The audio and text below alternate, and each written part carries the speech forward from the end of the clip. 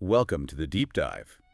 Today, we're tackling a historical document that, well, it casts a really long, dark shadow.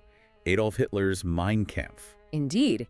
And we're going to approach this specifically through the lens of one particular source we have. It's a detailed briefing document, basically summarizing a Japanese Wikipedia article about the book. Right, so our mission today is pretty clear. We'll work through this source together, pull out the key insights, the facts, and try to understand the origins, the content, the reception, the whole history of this deeply controversial text. And just to stress, we're sticking only to what this specific source tells us. Exactly. And it's really crucial we state this up front. This discussion is purely historical, analytical. We're looking at the information in the source. Talk about the ideas in the book absolutely does not mean we endorse them in any way. Not at all. Our goal is simply to help you understand what this source says about this historical document. Okay, let's dive in then. We should probably start right at the beginning, the genesis, the publication of Mein Kampf. What does the source tell us about how it came about? Well, the material points out that Adolf Hitler wrote this while he was imprisoned. This was after the failed Munich Putsch back in 1923. Ah, yes, the beer hall putsch. His attempt to seize power in Bavaria, which failed, and landed him in Landsberg Prison. That's the context. Right, in prison. And the source notes he actually dictated the text initially, first to Emil Maurice. Yes, and then famously to Rudolf Hess. Hess too, that's right. And apparently, after he was released, others were involved in editing. Bernhard Stempfel, Joseph Czerny are mentioned. And what's interesting, according to the briefing, is that even with all that editing, the writing was described using this Japanese phrase. Gatsune Zatsuna Tojutsu to Hanpuku. Yeah. Mhm. It translates to something like rough writing and repetition. So it was actually quite difficult to read, apparently. Exactly. And here's a really fascinating detail the source includes about why he wrote it, or at least part of the motivation. According to a prison administrator cited in the material, Hitler actually hoped the book would sell well, help him pay off his debts, his legal costs. Wow. Think about that for a moment. The initial spark for what became the so-called Bible of Nazism was partly just handling practical money problems. It really reframes its origin, doesn't it? According to this account, anyway. It absolutely does. So, okay, it wasn't some grand, carefully planned ideological blueprint right from day one, based on this source. Seems not. So it gets written, edited, and then it's published by the Nazi Party's own publishing house, Franz Eher Verlag, Volume 1 in 25, Volume 2 in 26. And Hitler had this rather unwieldy original title in mind, didn't he? Something like 4.5 years of struggle against lies, stupidity, and cowardice. Yeah, quite a mouthful. But the publisher, Max Amann, he apparently convinced Hitler to go with something punchier. Mein Kampf, my struggle. Much catchier. But initially, the sales, they weren't great at all, right? Not at all. The source mentions the price was pretty steep, 12 Reichsmarks. That was like double the cost of an average book back then. Why so expensive? Well, the source suggests Amann set it high precisely because he expected low sales. He figured he needed to recoup costs quickly on a small print run. In the first few years, sales were only in the thousands. They even put out false reports claiming higher sales, didn't they? But things changed. Oh, dramatically. The numbers really took off with the rise of the Nazi Party itself, especially after in 1930. That's when they brought out a cheaper combined edition too. 8 Reichsmarks. And then, once the Nazis actually took power in 1933, the book's status just completely transformed. Totally. It became effectively the national Bible in Germany. The source details how municipalities would order copies to give to newly married couples. Really? Like a state-sponsored wedding gift? Pretty much. There were special presentations, deluxe editions, covers embossed with city crests, messages from mayors. You name it, they even produced a Braille version. And all this buzz, the mandatory gifting, It brought Hitler millions in royalties. Huge amounts. But here's maybe one of the most striking things from this source. Despite these massive sales numbers, we're talking around 10 million copies by the start of World War II, many buyers, well, they didn't actually read it. That's a crucial point the briefing highlights. Why buy it then? Well, the source suggests a few reasons. Demonstrating loyalty to Hitler, obviously, maintaining your status within the party, or maybe just avoiding unwanted attention from the Gestapo, the secret police. And so it became less about the content and more of a political accessory, kind of protective token for many people. Exactly. It says something quite profound about how official ideology functioned within that regime, doesn't it? Compliance and appearance could trump actually engaging with the text itself. It really does. Okay, switching gears slightly, but sticking with the writing, the source also mentions a second book. Ah, yes, the manuscript from 1928, sometimes called Swight's book or second book, about 200 pages. And this one was focused entirely on foreign policy. That's right. But unlike Mein Kampf, it wasn't published during the Nazi era. It was kept secret, stashed away in a bunker safe in 1935. So when did it surface? Only after the war, discovered by the U.S. Army in 1945. The source notes its authenticity was later verified by people like Joseph Berg, who used to head the publishing house, Eher Verlag, and Telford Taylor, the chief prosecutor at Nuremberg. And it was eventually published. Yes, it was found in U.S. archives in '58 by Gerhard Weinberg and then published internationally. The source mentions the Japanese title, Iat ha Zuku Wagatushu, meaning continued my struggle. Okay, so that covers the unusual origins, the rise from obscurity to national symbol, and even the hidden sequel. Let's get into the content now. What does our source say are the core ideas inside Mein Kampf? The briefing breaks it down quite clearly. Volume 1 is more autobiographical. Hitler's early life, those formative years in Vienna, his path to the Nazi Party. So childhood, how he developed his anti-Semitic views, his militaristic outlook. Exactly. Then Volume 2 dives more into his political methods, his ideology, views on crowd psychology, propaganda techniques, and it touches on war, education-specific policy proposals. And at the heart of it all, what are the main pillars, according to this source? Well, first and foremost, a deeply ingrained racial worldview. Hitler saw the entire world as this brutal competition, a struggle between races for dominance. He set up a hierarchy. A very specific one. The Aryan race, he claimed, was at the top the culture creator. Then you had others he deemed culture transmitters, like the Japanese. And then at the absolute bottom, the Jews, who he labeled culture destroyers. And the source includes a specific and pretty disturbing detail about his view on the Japanese in the book itself. Yes, it quotes Hitler's view that Japanese culture was just superficial, based on Aryan creation, and that Japan's strength fundamentally depended on the strength of Europe and America. So this wasn't just classification, it was the foundation for justifying, well, everything that came later. Absolutely. Conquest, extermination. And this leads directly to the next major pillar the source highlights. Just virulent anti-Semitism. It's a central, horrific theme. The source says Jews are basically defined as the creators of everything anti-German. Yes. He calls Jews the plague of the world, and the source says he advocated using Yusu, which means the most intense fighting methods against them. And the source includes a direct quote, one that's incredibly chilling in hindsight. It does. It states, and we're reporting this directly as it appears in the source material, if these 13 or 15,000 Hebrew ethnic destroyers were once thrown into poison gas, the sacrifice of millions on the front would not have been in vain. Stark evidence of the book's genocidal intent right there in the text. And again, we report this impartially just to understand the book's actual content as presented in our source. Precisely. Another idea the source points out is this rejection of focusing purely on economics. How so? The book argues that putting too much emphasis on economics leads to the degeneration of the nation. He states that no state can be built without military force. Economic strength just isn't enough on its own. Okay. And what about foreign policy?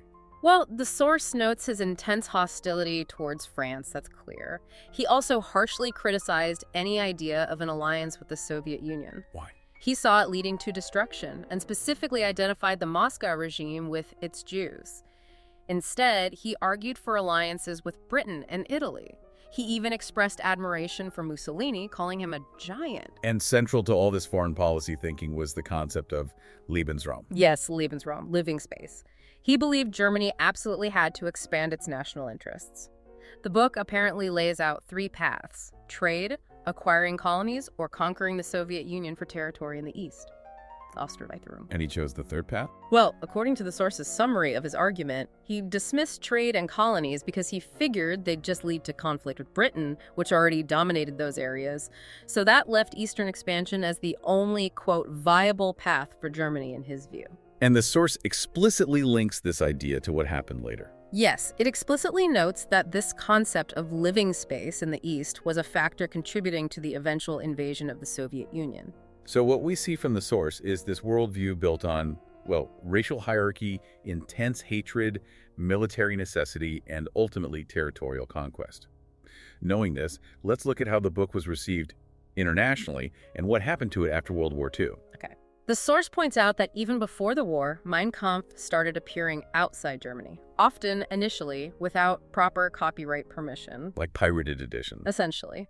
Early English translations, for instance, the source mentions ones by Dugdale or Houghton Mifflin, sometimes actually cut out the most overtly anti-Semitic or militaristic parts. They were censored. Really? So people weren't always getting the full picture? Yeah, not necessarily. And this actually led to legal challenges by Nazi representatives against uncensored translations. There was a case involving Alan Cranston, for example. Interesting. What about other countries? The source mentions a 1933 Soviet translation, but that was apparently intended only for internal party officials. Stalin's own copy was later found with his underscores in it. Huh. And France. A French translation came out in 1934, initially unauthorized, which led to lawsuits. A later licensed version reportedly modified some of the more threatening claims about France itself. And Italy. Doesn't Hitler admire Mussolini? He did. And the source suggests a 1934 Italian translation was secretly funded by Mussolini's foreign ministry. Hitler even wrote a preface for it. But interestingly, the translations themselves were reportedly not very faithful to the original German. Okay, now let's turn to the Japanese context. Our source seems to have quite a bit of detail here. Yes, it does. The first Japanese edition came out in 1932. It was titled Yuno Tush, translated by Sakai Ryuji. And there were others before the war. Several are listed. Okubo Yasuo, Morofushi Takanobu, Manabe Ryuichi, and one by the East Asia Research Institute. And a key detail here. Some of these weren't even based on the German original. That's right. The source highlights that some translations, specifically Okubo's and Morofushi's, were actually based on English versions, not the German. Which might have already been censored. Exactly. And crucially, the source emphasizes that Japanese translations frequently omitted or changed the derogatory sections about Japanese people themselves. The part about them being just culture transmitters. That kind of thing. While the briefing does note that one figure, Shinohara Shui, stated some complete translations did exist, like the one from the East Asia Research Institute's censorship seems to have been pretty common. Even the government got involved. Yes, the Japanese Foreign Ministry produced its own translation. And according to the source, it specifically left out sections considered not good to let the public see. Like what? It gives examples like comparisons Hitler made between loyalty to the Austro-Hungarian emperor and the Japanese concept of their national polity, the kokutai, things deemed sensitive or unflattering. Wow. And yet, despite these insulting passages, the German original was used in schools. Remarkably, yes. As a textbook in German language classes at some pre-war high schools in Japan. But the source does mention criticisms within Japan at the time, from figures like Suzuki Tomin and Katsumoto Saikuro, about those passages perceived as insults. So we definitely see this pattern of adaptation, censorship, shaping how the book's ideas were presented or hidden in different places. What happened after World War II then? Well, in Germany itself, the book's fate changed completely. Because Hitler's last official address was in Bavaria, the copyright transferred to the Bavarian state government after the war. Any family claims were denied. And they used that copyright. Actively. Publication and reproduction inside Germany were largely prohibited under laws against inciting hatred. The Bavarian government basically used its copyright to prevent any German publication for decades. But internationally. Translations remained available. The source mentions that controversy back in 1999 when the Simon Wiesenthal Center criticized Amazon and Barnes & Noble for selling it online. They temporarily pulled it, didn't they? They did, briefly, before returning to selling it. And there's also a collector's market, those pre-war deluxe editions, signed copies. They fetch high prices. The source notes a London auction in 2005 where a signed first edition went for £23,800. And post-war Japan. Did editions reappear there? Yes. Kadokawa Shoten started publishing a paperback version in 1973. The source mentions it gained sort of notoriety after the 1997 Kobe child murders case, as the perpetrator had reportedly read it. And there was even a manga version. Published in 2008, yes. The book seems to have these strange surges in popularity elsewhere, too, more recently. The source does report that. It became a bestseller among young people in Turkey around 2005. It was reportedly distributed by Kim Jong-un to party cadres in North Korea.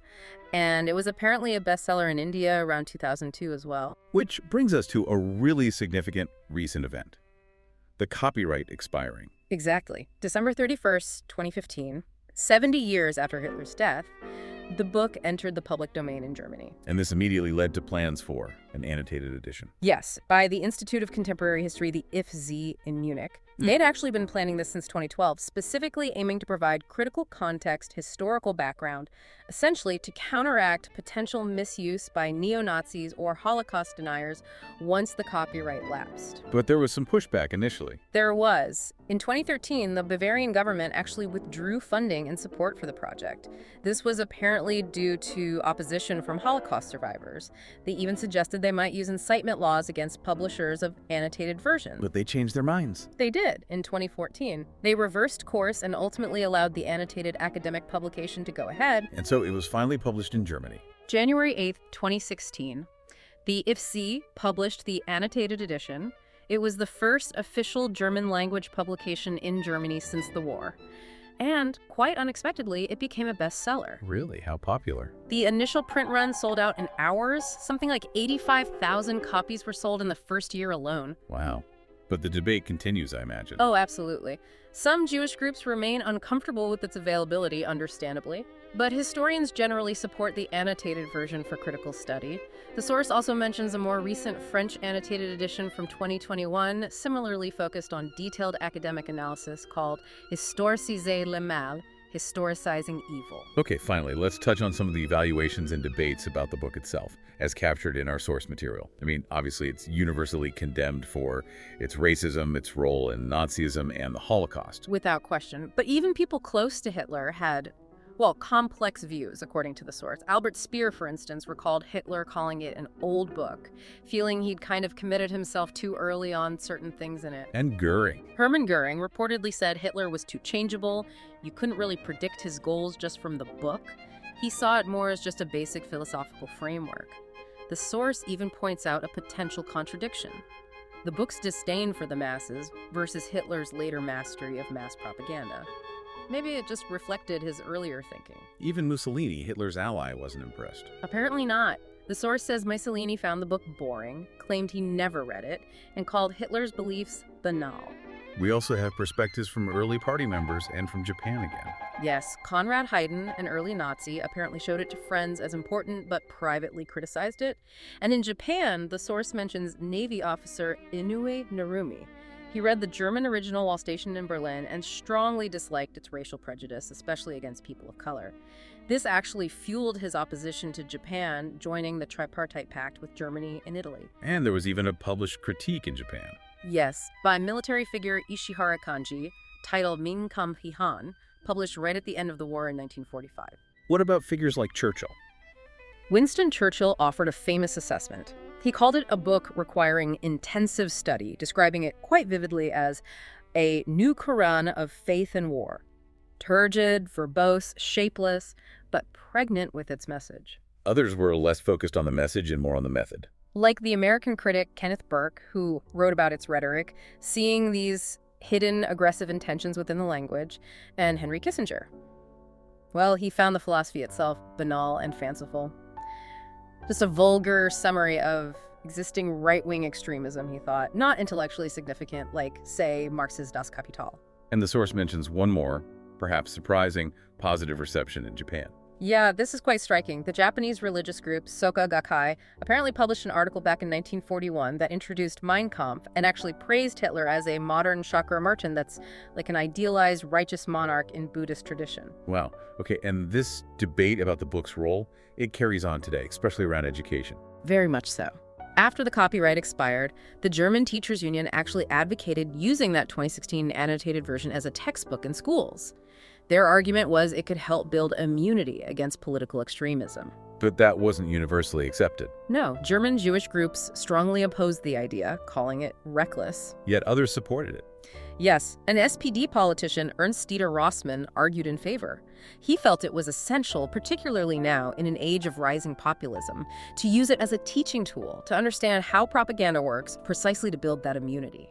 So we've really traced the journey of Mein Kampf based on this specific source material, from a text dictated by a prisoner, maybe hoping to pay some bills, to becoming a national Bible in Germany, a huge source of wealth for Hitler, and now this complex subject of ongoing historical, legal, and educational debate.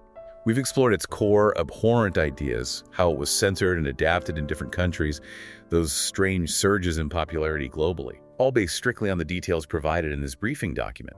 And engaging with difficult historical sources like this through critical analysis is just so vital.